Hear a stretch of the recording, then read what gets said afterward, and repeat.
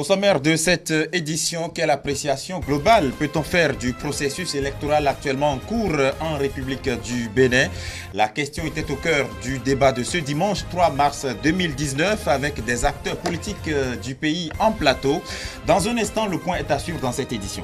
Recensement des artisans au plan national, l'opération a démarré mercredi dernier et vise l'amélioration des conditions de vie et de travail des artisans. À suivre dans un instant le point du déroulement de cette opération dans quelques arrondissements de la ville de Cotonou.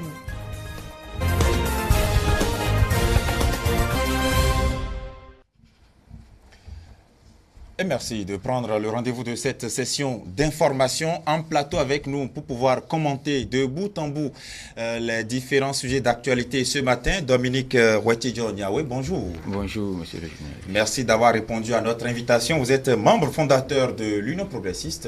Merci de votre présence sur ce plateau. Merci. Avec vous, nous allons passer donc au pays fin, l'actualité nationale. Voilà, et pour commencer cette édition, le processus électoral actuellement en cours au Bénin a été passé à la loupe du débat de ce dimanche sur nos antennes. Il s'agit notamment de la non-conformité des partis de l'opposition à la charte des partis politiques, la saisine de la Cour suprême et la phase du dépôt de dossier, à la Commission électorale nationale autonome Sénat. Des sujets qui ont été commenté par Maître Jacques Migan, David Biokou et Donclam Abalo. Suivez ici un extrait de leurs interventions. Le processus électoral était au cœur du débat de ce dimanche 3 mars 2019. L'absence de dépôt de dossier à la Commission électorale nationale autonome par certaines forces de l'opposition a été longuement débattue par les invités de Romiad Rounwi. La raison évoquée par les membres fondateurs de l'Union progressiste et du Parti républicain présents sur ce plateau est que les partis n'ayant pas leur certificat de conformité n'ont pas respecté les exigences de la loi. Maître Jacques Migan est allé jusqu'à expliquer que si le processus devait être repris, ces partis commettront toujours les mêmes erreurs parce qu'ils n'ont pas encore cerné ce qu'on leur reproche. C'est une erreur d'amateurisme, d'amateur. C'est-à-dire, nous avons des partis qui ne sont pas structurés. Nous avons des hommes qui ne sont pas politiques. Nous avons des gens qui s'élèvent et qui créent des partis sans mettre l'homme qu'il faut pour suivre l'évolution du parti. C'est parce qu'ils ont cru que la mise en conformité, on peut continuer avec les anciens fondateurs, pères fondateurs. Non, on est père fondateur. On est. On ne tribue pas, on ne prend pas. Et quand on veut le faire, on dissout tout, on reprend tout, certes avec les mêmes et avec d'autres. Ceux qui n'ont pas fait, c'est le reproche qu'on leur fait en ce qui concerne le certificat de non-conformité. La charte n'a jamais dit qu'il fallait dissoudre le parti. Sortez-moi l'extrait de la charte qui disait qu'il faut dissoudre son parti. Est-ce que vous avez entendu le pire de dissoudre son parti? Non. À supposer même, et je vous le concède même, que les textes n'est pas prévu à la dissolution. La meilleure manière, c'est de tout reprendre pour faire quelque chose de propre. La chance que le PRD a eue, c'est d'avoir transité par le bloc républicain. Donc ils ont compris l'enjeu. Ils ont travaillé en maître. Nos amis ne veulent pas qu'on aille aux élections. Ils ont peur des élections. Sinon, qu'ils nous autorisent et on va voir. Vous n'avez pas voulu aller aux élections parce que vous n'avez pas fourni les documents qui régissent les élections dans notre pays. S'ils avaient mis la compétence pour suivre leur dossier, ils n'en seront pas là aujourd'hui. À en croire les débatteurs, force doit rester à la loi. Aucune manœuvre ne veut écarter l'opposition. La loi aurait également frappé les partis de la mouvance présidentielle en ce qui concerne le quitus fiscal. Il y a parmi nous des gens importants, des gens qu'il fallait à des postes de positionnement. Et qui n'ont pas eu. Mais qui n'ont pas eu le quitus. Parce que, allez chercher, ils ont des dettes vis-à-vis de l'administration fiscale. Nous ne voulons pas que le quitus fiscal soit un instrument politique. C'est tout ce que nous avons dit. Mais nous sommes d'accord que pour aspirer aux fonctions publiques, aux fonctions politiques, il faut payer ses impôts. L'obtention du certificat de conformité par le parti Foscori pour le développement du Bénin FCDB est pour les membres fondateurs de l'Union progressiste et du Parti républicain la preuve que l'opposition est bel et bien en compétition. Par ailleurs, il condamne et appelle à la sanction des auteurs des manifestations publiques non autorisées. Surtout en ce qui s'est passé à Porte-Novo, à Kobli, à Tchaourou, il faudrait non seulement pour une fois qu'on condamne avec la plus grande rigueur, mais encore, ceux qui seraient à la tête qui ne soient point éligibles pendant 5 ans comme cela se passe ailleurs. Ou peut-être, je n'en sais rien, si les tests le prévoient, cela s'entend. Parce qu'il faudrait que nous finissions avec des voyous. Nous sommes un état de paix. Je voudrais que les prochaines élections soient des moments de fête, des moments de joie. Je veux que l'opposition soit une opposition légaliste. 7 partis ont déposé leur dossier à la Commission électorale nationale autonome. Ils attendent tous la liste que la Commission publiera le 6 mars pour être fixés sur leur sort. Alors, Dominique Ouatidjon-Niawé, vous avez suivi un peu le point des intervenants sur le débat de ce dimanche. Votre analyse globale? Oui, vous savez, les élections au Bénin ont leurs secrets que personne n'arrive à comprendre.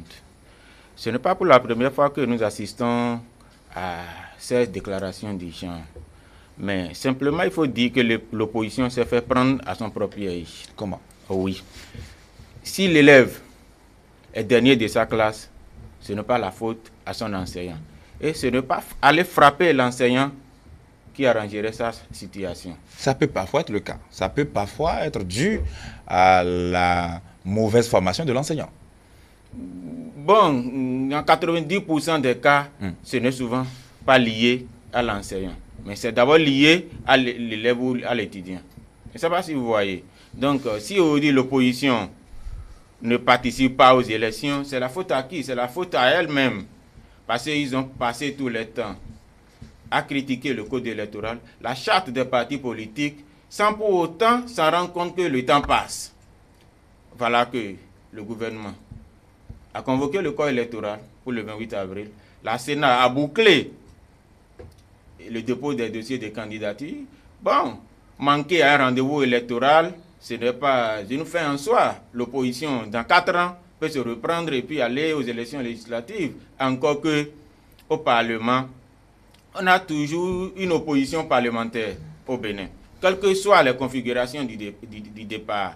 Aujourd'hui, nous avons quelques partis de la mouvance et certains partis de l'opposition aussi qui ont quand même déposé les dossiers. Donc nous attendons que la Sénat délivre le récépissé définitif pour savoir réellement ceux qui seraient en compétition. Voilà un peu. Maître Jacques Migan a dit tout à l'heure que l'opposition fait preuve d'amateurisme. Est-ce que c'est le fait? C'est un fait? C'est un fait et moi je dirais même c'est une fuite en avant. C'est une fuite en avant, oui, bien sûr. Ce n'est pas aujourd'hui que nous savons que les élections auront lieu en 2019. Et la charte des partis politiques et la loi portant code électoral ont été tous votés il y a de cela 8 mois, 10 mois. Je me souviens bien, j'étais sur ce plateau à plusieurs reprises pour quand même en débat avec certains membres de l'opposition. Sur la même émission, le débat du dimanche. Voilà. Et pourquoi ne se sont-ils pas préparés? On dit qu'ils voyaient loin, maintenant ils sont montés. Donc l'opposition dit, bon, dire que l'opposition a fait preuve d'amateurisme, c'est bien ça. Et moi, il dit aussi que c'est une fuite en avant. Pourtant, la même opposition s'estime exclue du processus électoral. Ils estiment qu'au ministère de l'Intérieur, ils ont été lésés, qu'ils n'ont pas été suffisamment avertis, et considérés aussi comme cela se devait. Ils ont estimé qu'on leur a tendu un piège pour pouvoir les exclure du processus.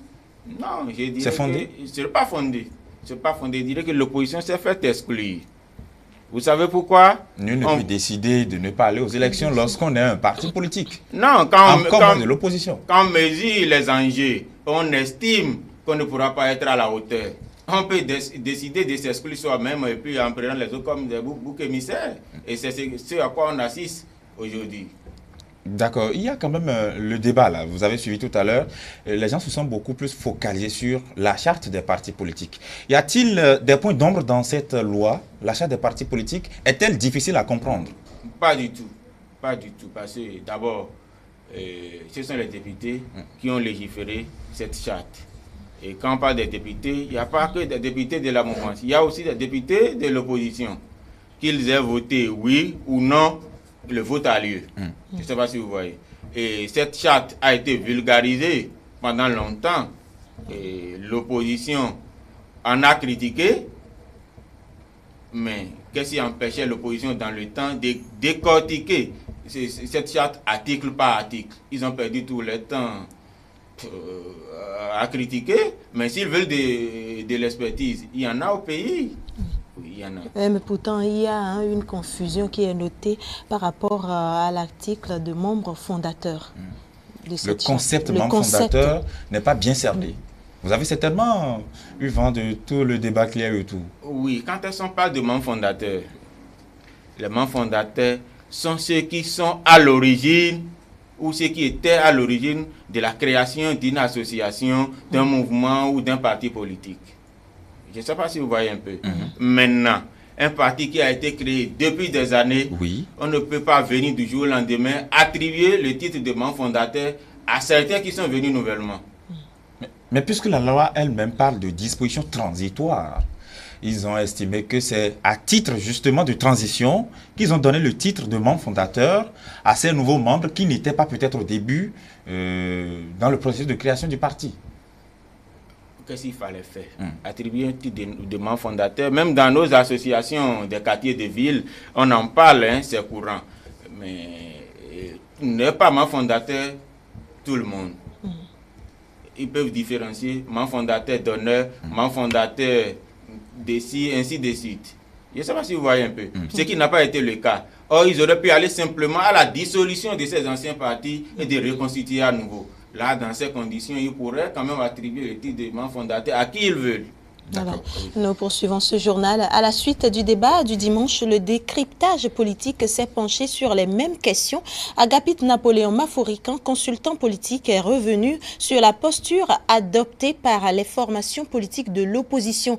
Il évoque par ailleurs l'objectif dédié à la mission de la CEDEAO qui séjourne au Bénin du 3 au 6 mars prochain. Suivons plutôt.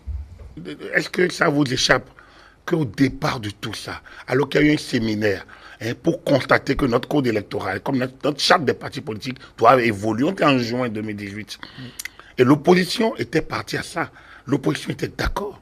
Mais dès que les éléments étaient déclinés en projet de loi, ça a commencé. On a attaqué le quitus fiscal. On a attaqué la caution. On a attaqué la représentation pour être un parti politique. Et au lieu de remettre ces textes à des consultants, à des spécialistes pour les lire et leur expliquer, une loi, c'est une complexité. Une loi, c'est un certain nombre de dispositions. Une loi, c'est une vision. Une loi, c'est un chemin politique qu'on donne à la gouvernance à travers la validation du Parlement. Une loi est tout sauf un acte bénin, sauf un acte innocent. Une loi oriente le débat politique. Mais est-ce que dans l'opposition, on l'ignore? Mais ils ont laissé le champ. Ils ont fait de mauvaises batailles. Une charte des partis politiques qui a dit qu'il faut se mettre à jour, qui vous a donné 6 mois. Mais on a un code électoral qui a dit les conditions pour aller aux élections. Les deux ne sont pas liés. Mais le code électoral découle de la charte des partis, pas de la nouvelle nécessairement, mais de la charte des partis. Mais quelle est la charte des partis qui est actuellement en vigueur? C'est la charte de septembre 2018. On n'est plus en nouvelle charte. Nous, on a une autre récépissé. Non. On a une charte en 2018 qui a dit il faut se mettre à jour à tel moment. On a un code électoral qui dit voilà les conditions. Pour aller aux élections législatives, il faut être un parti politique. Il n'y a plus d'alliance. Donc, dans le cas d'espèce, pour être parti politique, il faut être conforme à la charte des partis politiques. Et même si la charte les partis existants qui doivent être conformes doivent l'être d'ici le 16 mars. Mais pour aller aux élections, les élections ne sont pas liées par les dispositions de la charte des partis. Pour aller aux élections, il faut satisfaire un certain nombre de pièces, donc prouver qu'on est un parti reconnu, dont le certificat de conformité. Qu'une délégation de la CEDEAO visite notre pays en mission préélectorale, ça fait partie des activités normales et de la CEDEAO depuis pratiquement 18 ans, depuis 2001, avec le protocole additionnel sur la démocratie et la bonne gouvernance de Dakar. Ce protocole, en son article 13, habilite la CEDEAO à faire des sorties comme ça, des missions préélectorales. En tout cas, la CEDEAO a accompagné les pays en matière d'organisation des élections, mission d'assistance. Ils viennent, ils regardent un peu est-ce que le pays est prêt, quelles sont les dispositions en vigueur. Donc, quand ils vont venir, ils vont lire, ils vont écouter. Ils vont écouter les institutions en charge d'organiser. Tout à fait, c'est prévu, la Cour constitutionnelle, Voilà. la Sénat. Ils vont écouter les parties prenantes. Vu la situation actuelle, ils vont écouter les partis d'opposition. Mais je serais surpris que cette mission dise autre chose que ce que nous disions depuis. Dominique Niaoué, comment concevez-vous l'arrivée de la mission de la CEDEAO depuis hier au Bénin? Oui, il n'y a rien de nouveau, comme M. Agapit Napoléon venait de le dire tout à l'heure. C'est une mission régulière. La CEDEAO vient au Bénin. C'est un signe avant-coureur pour voir comment les institutions ou les parties prenantes impliquées dans l'organisation des élections législatives en République du Bénin, comment on se prépare. L'opposition y voit une aide, peut-être que la CEDEAO va leur venir au secours. Est-ce que c'est possible? Le Bénin est un État souverain et la CEDEAO ne saurait venir donner des injonctions aux organes en charge de l'organisation des élections en République du Bénin. Donc rien n'est faisable dans le contexte actuel, étant donné que l'opposition dit qu'il n'y a pas de scrutin sans elle. Bon, au fait, l'opposition préparait un coup d'État institutionnel. C'est un mot très fort. Oui. Et c'est un procès d'intention. Pas un procès d'intention. Je m'explique. Oui. Les élections, comment dirais-je, les législatives, c'est ça? Les élections législatives, voilà, oui, étaient prévues pour 2019. Oui. La prochaine mandature prend fin en mai. Donc l'opposition savait bien qu'il y a élection. Maintenant, l'opposition qui refuse d'aller déposer son dossier voulait quoi? Un vide institutionnel. Et quand il y a un vide institutionnel, il n'y a pas d'autre appellation que de parler d'un putsch institutionnel. Et que voulez-vous qu'on fasse en de pareilles circonstances? Est-ce qu'il y a une solution politique à un putsch manqué? Non. L'opposition n'avait pas de certificat de conformité non plus au ministère de l'Intérieur. Mais si vous ne vous conformez pas, comment peut-on vous délivrer des certificats de conformité? Ce n'est pas possible.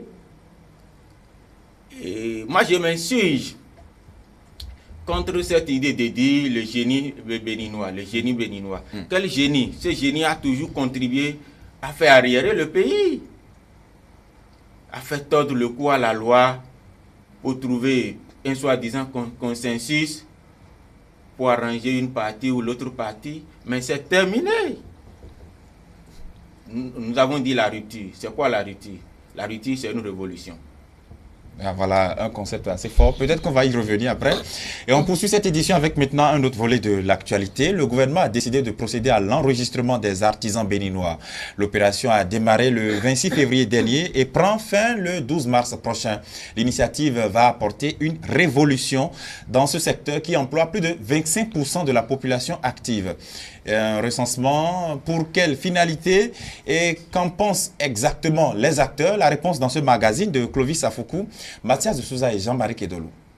Les artisans béninois désormais face aux réalités de la modernisation de leur secteur. Un secteur qui contribue à plus de 12% du produit intérieur brut ne saurait laisser le gouvernement insensible.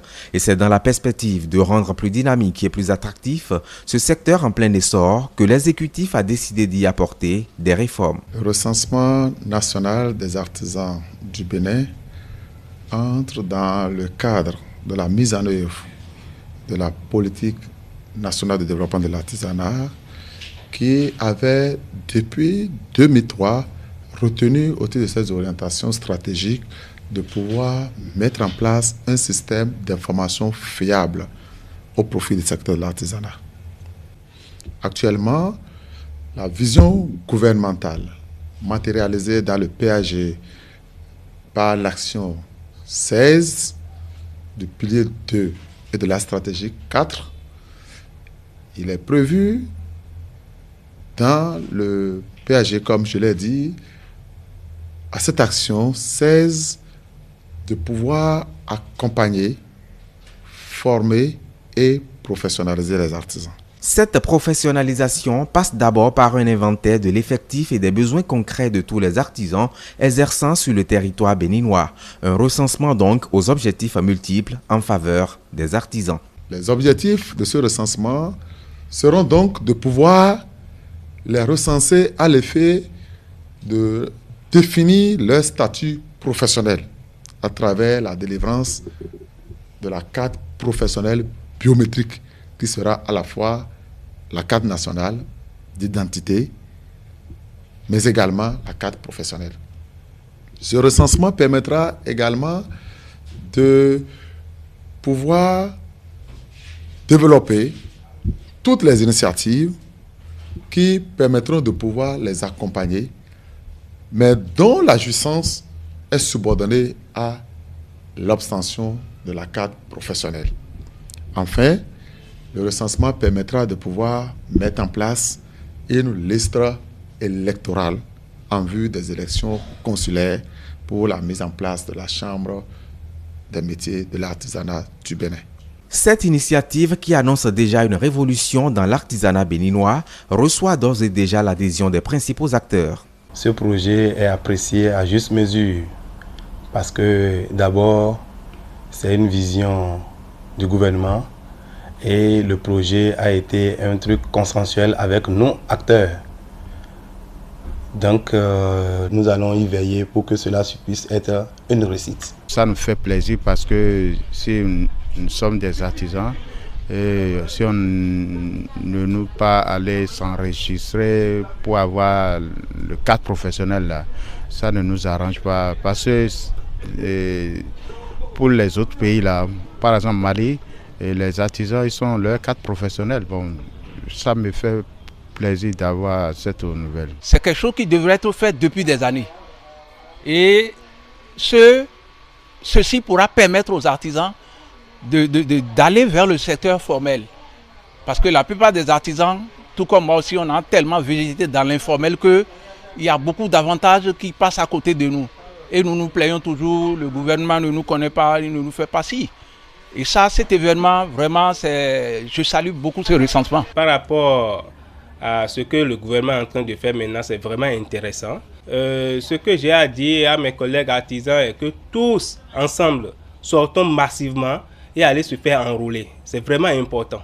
Tous les artisans évoluant dans les 8 branches d'activité artisanale telles que retenues dans le Code communautaire de l'artisanat sont attendus à ce recensement. L'enrôlement se fait dans les arrondissements sur toute l'étendue du territoire national jusqu'au 12 mars 2019.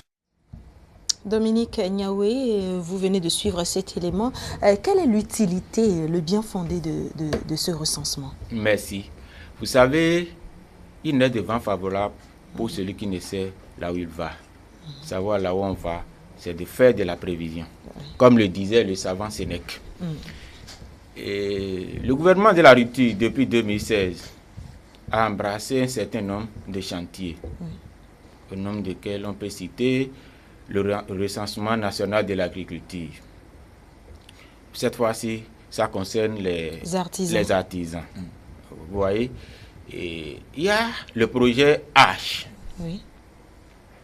Ce projet est destiné à tous les Béninois en réalité, mais les artisans et les ouvriers en particulier. Mais on ne saurait injecter de l'argent dans ce secteur sans pour autant connaître l'effectif de ceux qui exercent dans ce secteur d'activité. De l'autre côté, le gouvernement a lancé via le PAG et la construction une partie de 20 000 logements sociaux. Il faut des artisans pour pouvoir travailler sur ces différents chantiers. Il y a le projet Asphaltage, beaucoup d'autres choses. Et à côté de ça, il y a quand même l'organisation des élections à la Chambre nationale des artisans. Donc vous voyez un peu. Tous ces éléments, on ne saurait quand même aller sur ces chantiers sans pour autant avoir les outils nécessaires pour y accéder. Vous trouvez en cette initiative un but à long terme peut-être de développer le pays? Bien sûr. C'est pour ça que j'ai tout à l'heure, gouverner, c'est prévoir. Il ne s'agit pas d'organiser quelque chose en 2 ans ou seulement pour ce mandat, ce quinquennat, et puis ça s'arrête là. C'est une vision à long terme. Les effets se feront sentir que pour les générations à venir. D'accord. Alors, on va passer rapidement au pays fin quelques sujets pêle-mêle qui sont à la une de quelques quotidiens ce matin. Et on commence bien sûr par cette information qui fait état de la tournée de sensibilisation du ministre Maounio Kapo, notamment dans le cadre donc de l'Union progressiste. Alors, est-ce que ces différentes sorties-là, que ce soit de n'importe quel parti politique, est-ce que vous ne craignez pas de violer le code électoral qui interdit des campagnes précoces avant, bien sûr, les élections, la période légale? Il ne s'agit pas d'une campagne précoce, mais il s'agit simplement d'une mobilisation de troupes. C'est-à-dire, quelle est la différence? Oui. Et une campagne, c'est à quoi? On identifie le candidat, on présente le logo, on présente le candidat, et puis on déroule son programme d'activité ou de parlementaire si on était élu. Ici, ce n'est pas le cas. Ici, ce n'est pas le cas. Il est question maintenant de mettre en place les cellules, de discuter avec les coordonnateurs de chaque circonscription électorale comment est-ce qu'ils vont préparer la campagne. Je ne sais pas si vous voyez. Voilà, il ne s'agit pas d'une C'est un travail qui vient d'amont à la campagne électorale. Bien sûr. D'accord. Alors, passons à autre chose. Tout de même, il y a le gouvernement qui a décidé en Conseil des ministres la fois dernière de mettre, on va dire, en liquidation certains logements sociaux du programme 10 millions. Voilà, 10 000 logements, oui. Voilà, sous le régime du président Boniaï. Des logements qui sont inachevés. De quel œil voyez-vous cette réforme, cette initiative du gouvernement? D'abord, je dirais que elle est la bienvenue. Pourquoi? Je suis vraiment au regret de constater que ces logements sociaux qui ont été construits à coût de milliards végètent dans un état de vestité totale. Je ne sais pas si vous avez eu la chance de visiter ces logements. Il y a d'autres à Parakou, à Lokossa, à Ouedoé, à Djara. C'est vraiment regrettable que l'on éjecte l'argent du contribuable dans la brousse et qui ne produit rien depuis des années, bientôt 10 ans. Maintenant, si ce gouvernement estime qu'il faille quand même mettre en valeur ces logements et puis permettre, donner la chance aux citoyens béninois quand même d'en bénéficier, c'est un bon projet qu'il faut féliciter et encourager. Voilà, parlons de positionnement sur les listes. Comment ça s'est passé, le positionnement des candidats sur les listes? Oui, chaque formation politique a ses règles et a ses critères de désignation des candidats. Pour ce qui est, pour ma part, je suis progressiste et je ne peux que parler des progressistes. Oui, allons-y. Oui. Dans un premier temps, il a été demandé aux candidats à la candidature de déposer les dossiers. C'est-à-dire tous ceux qui nourrissent l'ambition ou l'envie d'être député, de déposer les dossiers de candidature au siège de l'Union progressiste. Ce qui a été fait, je crois, ça a été bouclé le 30 ou le 31 janvier 2019, si j'ai bonne mémoire. Après ça, bon, il y a eu quand même une sélection qui a été faite par le bureau politique. Bon, après, la liste a été déposée à la Sénat. Il y a eu des mécontentements, des grognes. Et ça continue. Vous savez, aucune œuvre humaine n'est parfaite. Doit-on attendre alors de futurs opposants de ces différents partis politiques-là? Non, je ne crois pas trop. Certes, il y a eu des remous, il y a eu de l'opposition. Il n'y a pas eu de l'opposition. Mais quand il y a eu des mécontentements à l'interne, que déjà les responsables de l'UP s'attellent déjà à maîtriser, il y a quand même, ils sont en train de discuter avec eux. Tout n'est pas rose partout. Vous savez, les élections législatives ou communales chez nous sont souvent beaucoup plus à caractère ou à connotation ethnique ou ethno-régionaliste, si je peux m'exprimer ainsi. Peut-être ça peut faire mal de voir un natif Adja candidat dans un milieu fond comme un Kola ou 7 candidats dans un milieu Bariba, c'est un peu difficile. C'est un peu difficile. Mais l'unité nationale devait prévaloir. Voilà. Il faut faire prévaloir l'unité nationale et c'est ce qui est en train d'être fait déjà au niveau de l'Union progressiste. Très bien. En une minute, avec le quotidien Fraternité, on parle des dernières décisions de la Cour constitutionnelle qui dit que le procureur de la République n'a pas violé la Constitution dans le dossier Atao transféré à la prison sans avis médical. De quel œil voyez-vous un peu cette décision de la Cour? Et on a souvent dit que les décisions de la Cour sont sans recours. Oui. Mais toutefois, on peut quand même les commenter. C'est ce que vous voulez. C'est ce que vous effectivement. voulez ce matin. Bon, je ne suis pas juriste de haut niveau. Certes, j'ai fait le droit, mais pas pour autant. Maintenant, si les sages de la Cour estiment, c'est-à-dire par les ultimes convictions, que le procureur n'a pas violé les droits de M. Atao Renunko, la Cour est dans ses droits. Voilà. Merci beaucoup Dominique Niaoué. Vous restez avec nous pour la suite de cette première partie de l'émission. Chers téléspectateurs, c'est la fin du journal.